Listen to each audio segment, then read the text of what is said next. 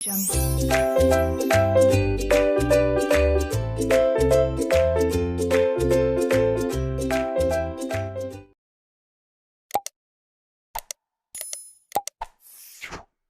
hello everyone, and welcome back to my channel name Learning to Learn. So today we'll be starting with cost of capital. Actually, we have started with cost of capital, and I just gave you the introduction that what is cost of capital. अब हम इसके आगे करेंगे various sources जहाँ से cost of capital हम calculate कर सकते हैं, and we will do numericals as well. तो सबसे पहले कॉस्ट ऑफ कैपिटल क्या होता है, जैसे कि हमने लास्ट क्लास में डिस्कस किया था. Cost of capital is the aggregate of sacrifices expressed in monetary terms to understand how much do we earn, how much do we need to earn on our investment. इसका मतलब एक simple सा example लेती हूँ. अगर we took a loan of 10 lakh rupees, I'm taking an example, take your calculators, or if you're good at maths, calculate now.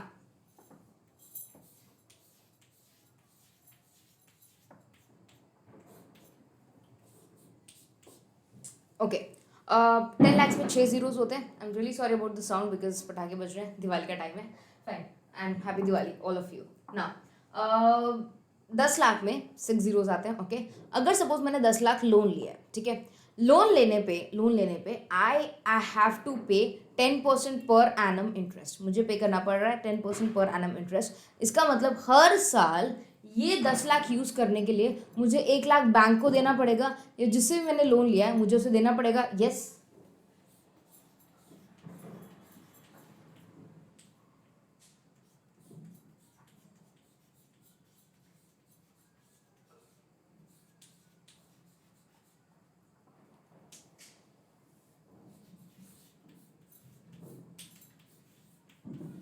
Okay, sorry about the handwriting today. I don't know how, कैसे handwriting आ रही है. I am really sorry. Okay, अगर suppose मैं 10 लाख का loan ले रही हूँ at the rate 10% per annum, I need to पे 1 लाख. क्यों? ताकि मैं ये 10 लाख रुपया एक साल तक यूज़ कर सकूँ. इसका मतलब ये नहीं कि मुझे प्रिंसिपल वापस नहीं करना, मुझे प्रिंसिपल भी वापस करना पड़ेगा. इसका मतलब अगर मैं एक साल बाद ये लोन चुकाऊंगी तो मुझे 11 लाख रुपए देने पड़ेंगे. 2 साल बाद चुकाऊंगी तो 12 लाख रुपए देने पड़ेंगे. करेक्ट? इस तरह जितना ज़्यादा ड्यूरेशन का लोन होगा उतना ज़्यादा मुझे इंटरेस्ट पे करना पड़ेगा. अब ये है इसका जो कॉस्ट आएगा, that is 10% per annum. Very simple. वैसे ही जैसे हमने डेब्ट का कॉस्ट कैलकुलेट किया है, वैसे हम इक्विटी का, प्रेफरेंस का, रिटेन्ड अर्निंग का भी कैलकुलेट करते हैं. तो this is basically cost of capital. इसका मतलब जब मैं ये 10 लाख रुपए कहीं इन्वेस्ट करूंगी, मैं चाहूंगी मैं 10% या उससे ज़्यादा कमाऊँ. इसका मतलब ये 10 लाख मैं जहाँ भी लगाऊंगी, मेरे एसेट में, नए प्रोजेक्ट में, या किसी नई मशीनरी में, तो मुझे उससे 10% का फ़ायदा होना चाहिए. क्यों? क्योंकि अगर वो मुझे नहीं हुआ ना तो मैं ये कॉस्ट भी रिकवर नहीं कर पाऊंगी और अल्टीमेटली मैं लॉस झेलूंगी. तो इसीलिए कॉस्ट ऑफ कैपिटल समझने के लिए आपको पहले ये बेसिक कंसेप्ट समझना पड़ेगा ना. अगर आपको ये बेसिक कंसेप्ट समझ में आ गया है, अब हम समझेंगे what are the various source of capital, और वेरियस सोर्स में कॉस्ट ऑफ कैपिटल क्या रोल प्ले कर रहा है. ओके, ना to understand cost of capital हमें ये देखना पड़ेगा कि कैपिटल हम कहाँ कहाँ से ला सकते हैं. कैपिटल के बहुत सारे सोर्सेज हो सकते हैं. मैं कुछ सोर्सेज लिस्ट डाउन कर रही हूँ यहाँ पर, ध्यान से देखिएगा.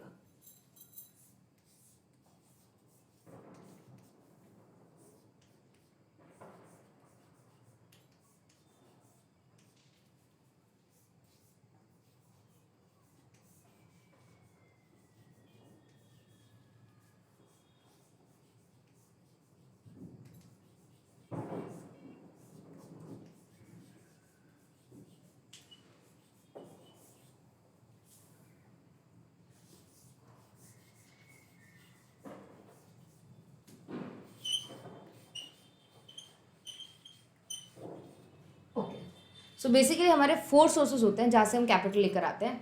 द डेब्ट source, equity shares, preference shares और रिटेन अर्निंग. डेब्ट बेसिकली हो सकता है from loans, government loans, private loans, bank loans, और we can even issue debentures. Debentures are equal to डेब्ट. ठीक है.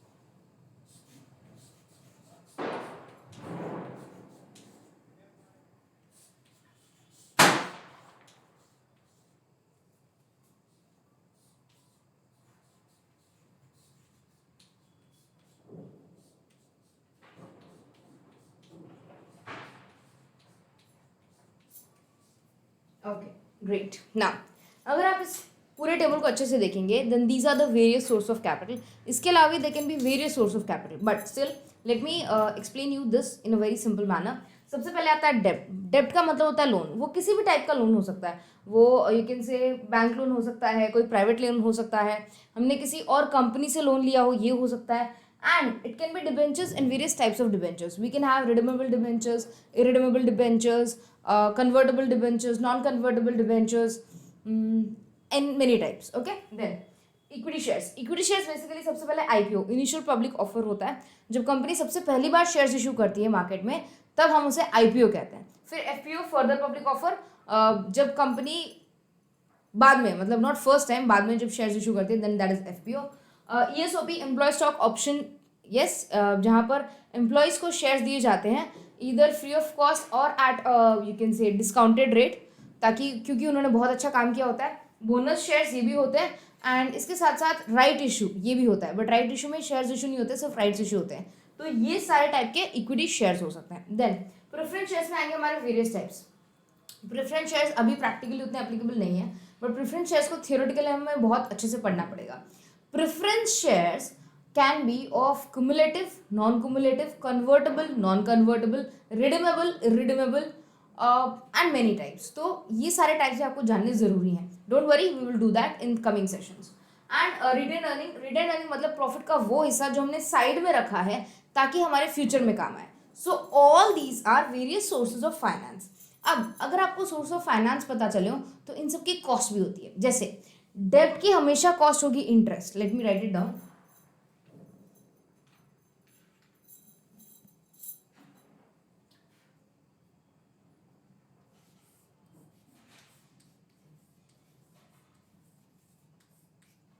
डेब्ट की कॉस्ट होगी हमारे लिए इंटरेस्ट, और इक्विटी और प्रेफरेंस के लिए होगा डिविडेंड। बट हाँ, प्रेफरेंस के लिए फिक्स रेट होता है, इक्विटी के लिए फिक्स रेट नहीं होता, बट अल्टीमेटली इन दोनों का कॉस्ट होता है हमारे लिए डिविडेंड।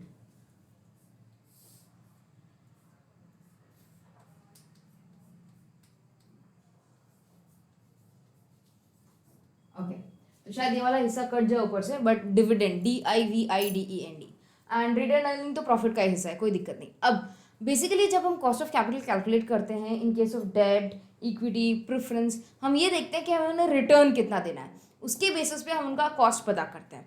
तो before going deep into you can say all these cost of capital, let us understand each and everything in detail। पहले आपको सोर्स ऑफ कैपिटल पढ़ने पड़ेंगे, और अगर आप सारी चीज़ें समझ जाओगे तो आप बेटर तरीके से समझोगे। अब लोन तो आपको पता ही है, यस, लोन मतलब बैंक लोन हो सकता है, ठीक है, बेसिक मतलब आप किसी और कंपनी से भी लोन ले सकते हो। प्राइवेट लोन आप अपने कोई रिलेटिव से लोन ले सकते हो, इस तरह के लोन्स चलते हैं, that is bank loan, pure bank loan. Bank loan में भी सिक्योर्ड लोन होता है और अनसिक्योर्ड लोन होता है। सिक्योर्ड लोन मतलब जो एसेट के बेसिस पे आपको मिला है कि भाई अगर सपोज आप वो लोन रीपे नहीं कर पाए तो बैंक वो एसेट जब्त कर लेगा।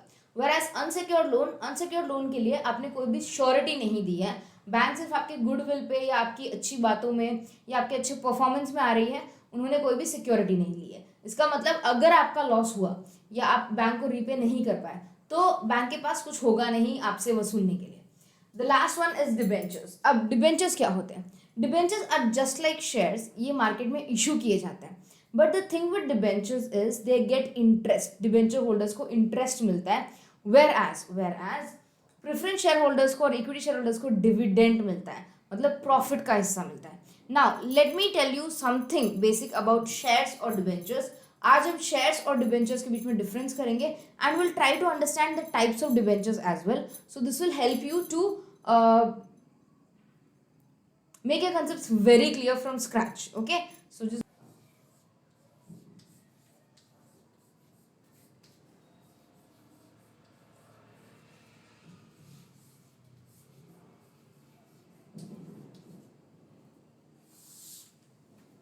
now let us understand the difference between debentures और shares।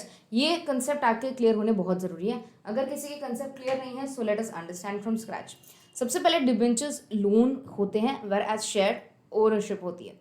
अब शेयर क्या होता है सबसे पहले काफ़ी लोगों को ये भी नहीं पता, तो let me just explain.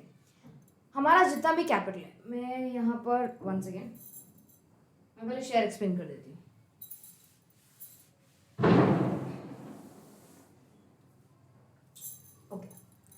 Firm का या कंपनी का जितना भी कैपिटल होता है it can be put in a box. ऐसा सोचिए कि फर्म ने या कंपनी ने अपना सारा कैपिटल एक जगह रख दिया है बॉक्स में।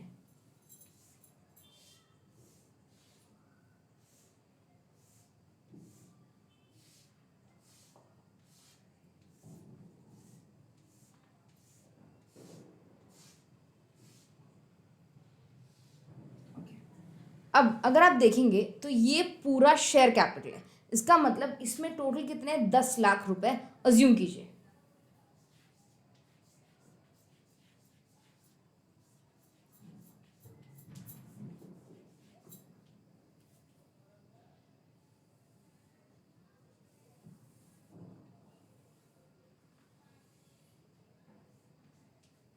ये जो टोटल बाहर का बॉक्स है this is share capital and it is of 10 lakh.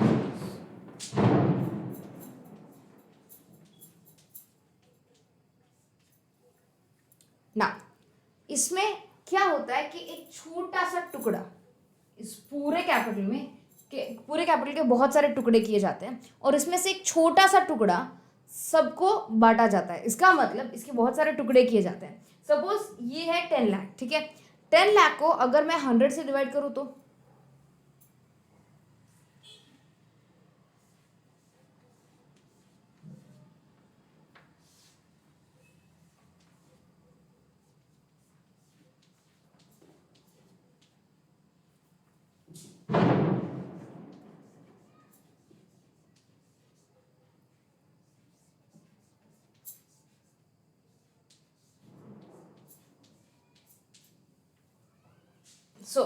यहाँ पर मैंने क्या किया है 10 लाख शेयर्स को 100 में डिवाइड किया है और मेरे टोटल कितने हो गए 10,000 शेयर्स आ गए।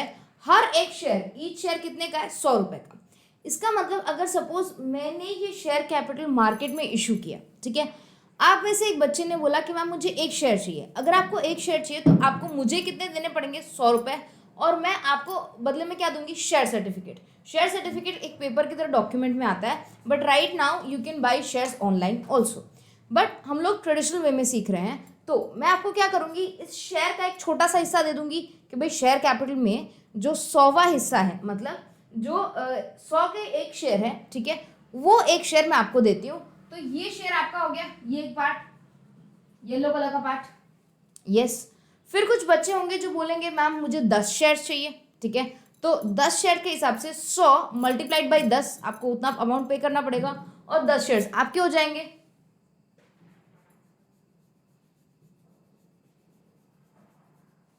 ठीक है। फिर किसी बच्चे ने बोला कि मैम मुझे 2 ही शेयर्स चाहिए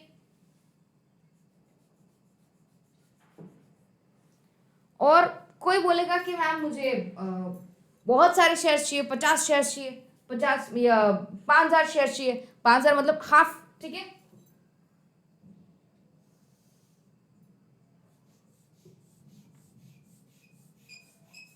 तो नाउ ट्राई टू अंडरस्टैंड जो ये येलो वाला बच्चा था या जिसने एक शेयर मांगा था, अब उसका पूरे शेयर कैपिटल में से कितना हिस्सा मिला उसको, सिर्फ एक शेयर मिला।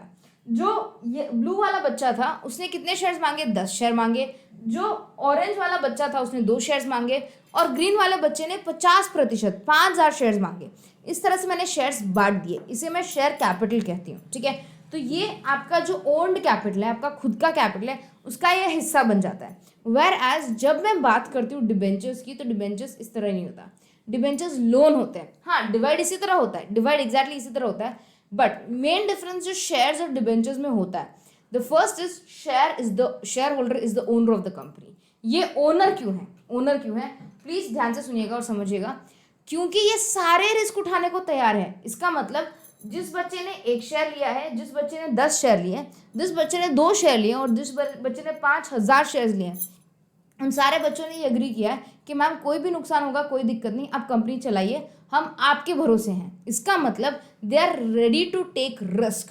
तो शेयर्स जो भी परचेज करता है वो हो जाता है हमारा share holder and share holder is considered as the owner of the company because वो रिस्क ले रहा है। अगर लॉस होगा तो इसको कोई पैसे वापस नहीं मिलेंगे, जबकि डिबेंचर होल्डर रिस्क नहीं लेता, उसको इंटरेस्ट मिलता है, इसको डिविडेंड मिलता है, ठीक है।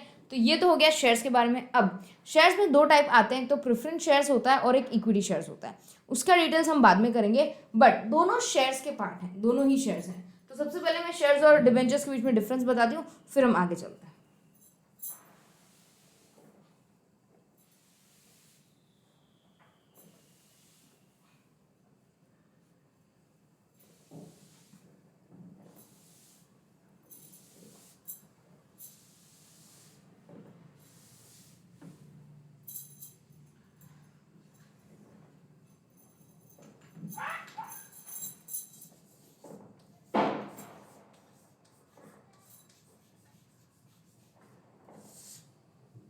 अब डिबेंचर्स और शेयर्स के बीच में डिफरेंस करने के लिए सबसे पहले दोनों आपके शेयर कैपिटल का हिस्सा होते हैं, but share is your own fund, आपका खुद का फंड है, जबकि डिबेंचर आपका एक बोरोड फंड है। Okay, so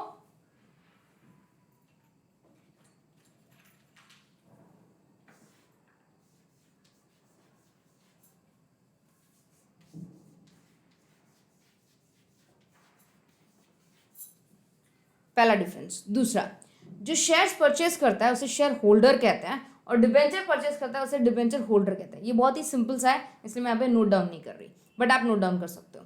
second, third difference, share holders are the owners of the company,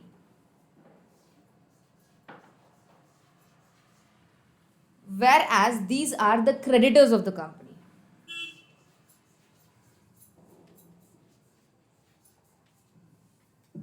share holders are risk takers, ये लोग एक्चुअल में रिस्क कंसिडर करते हैं, जबकि डिबेंचर्स होल्डर रिस्क नहीं लेते।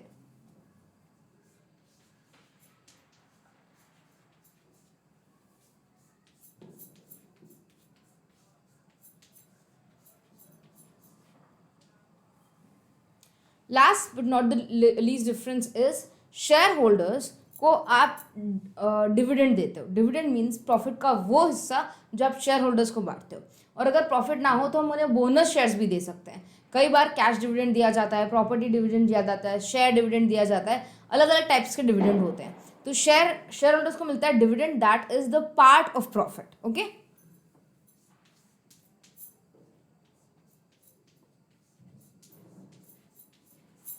इट इज DIVIDEND, ना कि टी। डिविडेंड बोला जाता है, बट जल्दी जल्दी में डिविडेंड निकलता है, तो याद रखना डिविडेंड है, ठीक है। एंड अगर लास्ट में टी का साउंड है, it doesn't mean the spelling में टी है, DIVIDEND, डिविडेंड ना। डिबेंचर्स में we get interest, sorry the debenture holders, हम उन्हें इंटरेस्ट पे करते हैं।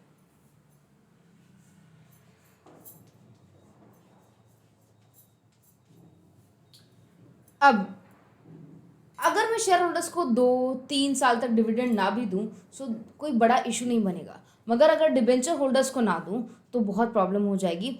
वो हम पे केस कर सकते हैं, वो हम पे अगर सिक्योर डिबेंचर्स हैं तो हमारे सिक्योरिटीज़ उठा के ले जा सकते हैं, एसेट्स उठा के ले जा सकते हैं, etcetera. Whereas share holders वो नहीं करते, शेयर होल्डर्स हम पे विश्वास करते हैं और शेयर होल्डर्स रिस्क लेने के लिए तैयार हैं। तो आप अपना शेयर कैपिटल इंक्रीज करने के लिए डिबेंचर्स इशू कर सकते हो, शेयर्स इशू कर सकते हो, आपकी मर्जी। बट याद रखना, मैनेजमेंट में पार्टिसिपेशन का राइट सिर्फ और सिर्फ शेयर होल्डर्स को है, डिबेंचर होल्डर्स को नहीं। मतलब क्या डिसीजन लेना है, इस साल कितना प्रॉफिट बांटना है, इस साल सॉरी कंपनी का नाम चेंज करना है या नहीं, हमारे ऑब्जेक्टिव्स चेंज करने हैं या नहीं। तो एनुअल जनरल मीटिंग में जो बुलाया जाता है वो शेयर होल्डर्स को बुलाया जाता है, उनका यू कैन से बात मानी जाती है, उनकी बात सुनी जाती है, क्योंकि वो पूरा रिस्क उठा रहे हैं। Whereas debenture holders management में पार्टिसिपेट नहीं करते, हम उन्हें मैनेजमेंट राइट्स नहीं देते, वो सिर्फ हमें कैपिटल दे रहे हैं, उसके बदले हम उन्हें इंटरेस्ट दे रहे हैं, दैट्स इट। उसके अलावा उनका कोई हक नहीं बनता कंपनी पे। वेयर एज कंपनी जब ह्यूज प्रॉफिट्स कमाती है तो शेयर होल्डर्स का पूरा हक बनता है, so that they can get bonus shares और इंटरिम डिविडेंड और एक्स्ट्रा डिविडेंड। क्यों? क्योंकि शेयर होल्डर्स ने हम पे विश्वास किया। तो ये था basic difference between shares and debentures. Next class में हम लोग करेंगे डिफरेंस बिटवीन प्रेफरेंस शेयर्स और इक्विटी शेयर्स, और फिर हम करेंगे डिबेंचर्स के टाइप्स और प्रेफरेंस के टाइप्स। उसके बाद जब मैं आपको कॉस्ट ऑफ इररिडीमेबल डिबेंचर्स और कॉस्ट ऑफ रिडीमेबल डिबेंचर्स समझाऊंगी, आपको वो कंसेप्ट एकदम क्लियर हो जाएगा, as well as cost of redeemable preference shares and cost of irredeemable preference shares मैं आपको ये भी बताऊंगी. And before ending this class let me give you a quick update on Unacademy. If you are not on Unacademy, आप बहुत कुछ miss कर रहे हैं. There are a lot of educators on Unacademy जो NTA UGC net category and JRF category को पढ़ाते हैं. Apart from that CA, 11th-12th standards and competitive exams, UPSC exams, इन सब के लिए भी अनअकैडमी पूरी मेहनत कर रहा है. बहुत सारे एजुकेटर्स हैं. You get live classes, interaction, lot of things. तो right now what you can do is, हमारा एक कोर्स लॉन्च हो चुका है of me, Raghav sir and Rita ma'am. अगर आप राघव सर को नहीं जानते, he is one of the persons जो CA कैंडिडेट्स को पढ़ाते हैं and is very good at practical subjects, specially law and tax. Whereas Rita ma'am, she has completed her JRF and right now she is an educator on Unacademy जो बहुत अच्छा पढ़ाती हैं management related topics.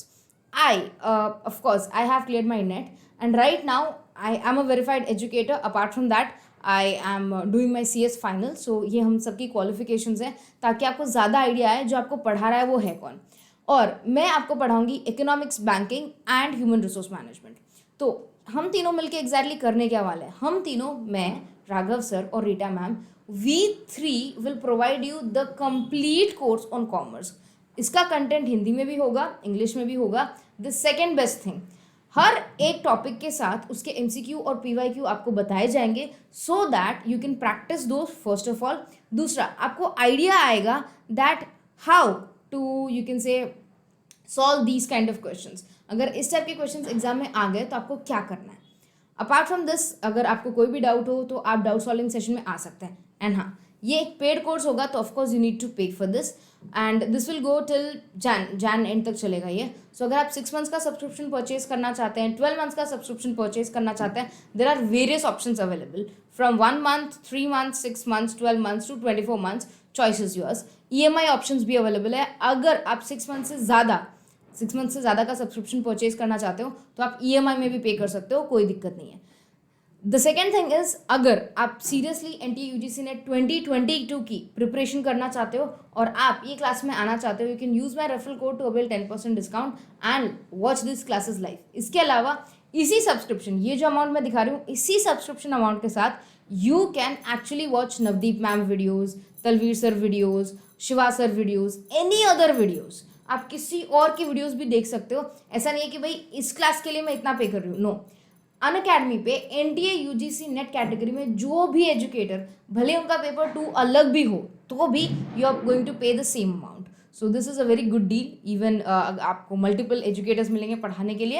You will get a good variety and you have your doubt solving sessions. Her 3 sessions के साथ, हर 3 session के बाद doubt solving session होता है, तो वहाँ पर आप लाइव इंटरेक्ट कर सकते हो. इवन एक माइक्रोफोन का नया यू कैन से ऑप्शन आया जहाँ पर स्टूडेंट भी बोल सकता है और स्टूडेंट की बात एक एजुकेटर सुन सकता है, जिससे हम ज़्यादा बेटर समझ पाएंगे आपके डाउट्स एंड सॉल्व कर पाएंगे. So if you are not on Unacademy, make sure you do come and this my referral code. Avail this to get 10% discount on Unacademy Plus subscription. Take good care of yourself, study hard, and in the next class we will be studying preference shares, types of preference shares, debentures, type of debentures, difference between preference shares and equity shares. तो ये सारी चीज़ें, ये सारे concepts आपके clear होने बहुत ज़रूरी है. Take good care of yourself, study hard. Bye everyone and happy Diwali.